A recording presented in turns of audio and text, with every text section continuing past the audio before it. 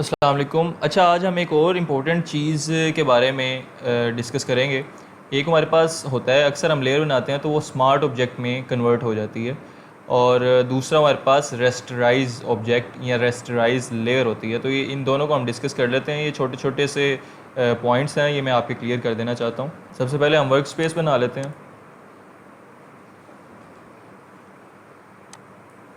यहाँ मैं इसकी विड्थ जो है 1500 बाय 1500 कर लेता हूँ, और ये क्रिएट कर ली हमने यहाँ से। तो ये हमारी वर्क स्पेस यहाँ पर बन गई है। यहाँ से अब मैं कोई इमेज क्विकली जो है वो ड्रैग कर लेता हूँ।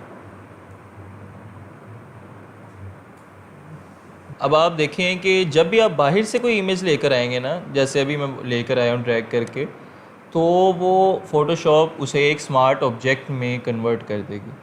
और आपको पता कैसे चलेगा कि स्मार्ट ऑब्जेक्ट में कन्वर्टेड है? तो ये देखें, यहाँ पर एक आइकन आ जाता है, ये वाला। इससे आपको आइडिया हो जाता है कि इसके साथ लिखा हुआ भी आ जाएगा वैसे तो, कि ये एक स्मार्ट ऑब्जेक्ट है। ये देखें, स्मार्ट ऑब्जेक्ट थंबनेल। तो उसे आप नॉर्मल लेयर में कन्वर्ट करने के लिए आप इसके नेम के ऊपर राइट क्लिक करेंगे। यहाँ पर ये देखें रेस्टराइज लेयर की ऑप्शन है, इस पर आप क्लिक कर देंगे तो ये एक नॉर्मल लेयर जो हमारे पास होती है उसमें कन्वर्ट हो जाएगी। यहाँ से अब मैं एक और इमेज जो है वो ड्रैग करके ले आता हूँ, यही वाली ले आता हूँ, और ये देखें दोबारा से ये स्मार्ट ऑब्जेक्ट है। अब मैं आपको दोनों का कंपैरिजन करके बताता हूँ कि स्मार्ट ऑब्जेक्ट और रेस्टराइज ऑब्जेक्ट या रेस्टराइज लेयर में फ़र्क क्या है, और स्मार्ट ऑब्जेक्ट में क्या क्या ऑब्जेक्शंस हो सकती हैं। तो पहले मैं ये स्मार्ट ऑब्जेक्ट वाली जो लेयर है इसे हाइड कर देता हूँ और अपनी नॉर्मल लेयर पर आ जाता हूँ। इसे देखिए मैं कंट्रोल टी से ट्रांसफॉर्म कर रहा हूँ, आल्ट शिफ्ट से इक्वली ट्रांसफॉर्म हो जाएगी।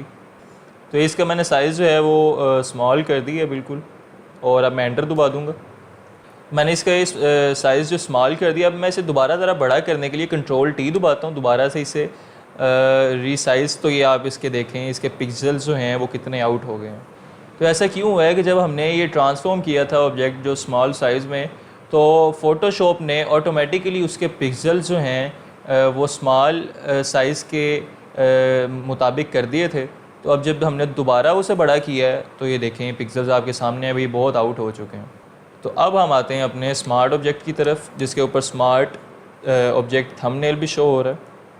अब हम इसे ट्रांसफॉर्म करेंगे, ये देखें एंटर किया, स्मॉल हो गया साइज़ इसका। दोबारा से अब हम बड़ा करेंगे तो ये देखें एज़ इट इज़ इसने उसके पिक्सल्स पर कोई इफ़ेक्ट नहीं किया, और ये अपनी परफेक्ट पोजीशन में दोबारा से रिस्टोर हो गया। तो स्मार्ट ऑब्जेक्ट जो है ये बड़ा स्मार्टली परफॉर्म करता है, और आप इसके जो साइज़ को जब भी छोटा करेंगे या और फिर दोबारा बड़ा करेंगे तो फ़ोटोशॉप इसके पिक्सल्स को स्टोर रखता है अपने पास, और इसके पिक्सल्स को ख़राब नहीं करता स्मार्ट ऑब्जेक्ट में।